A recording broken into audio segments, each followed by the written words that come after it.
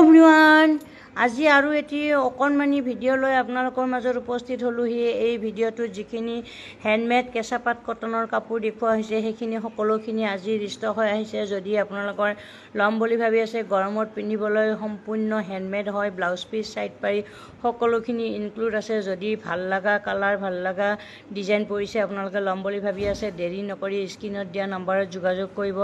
এইখিনি কাপোৰ অলৰেডি অত্যন্ত কোমল হয়, অত্যন্ত ধুনীয়া কাপোৰ হয়। যদি আপোনালোকে ভিডিঅ'টো ভাল লাগিছে, লাইক শ্বেয়াৰ কমেণ্ট কৰি পেজটো ফ'ল' কৰিব। লগতে ল'বৰ কাৰণে অতি সোনকালে স্ক্ৰীনত দিয়া নম্বৰত যোগাযোগ কৰিব। এইখিনি কাপোৰ পাওঁতে মিনিমাম 3 দিন 4 দিনৰ ভিতৰত আপোনালোকে হোম ডেলিভাৰী ল'বলৈ পাৰিব আৰু খুব কম মূল্যতে দিয়া হ'ব, যিহেতুকে আমাৰ অফাৰত দিয়া হৈ আছে। বৰ্তমান বহুতখিনি কটন কেঁচাপাতৰ কাপোৰ ৰিষ্টক হৈ আহিছে। আজি যদি আপোনালোকে বুক কৰে 3 দিন বা 4 দিনৰ ভিতৰত এই কাপোৰখিনি পাই যাব।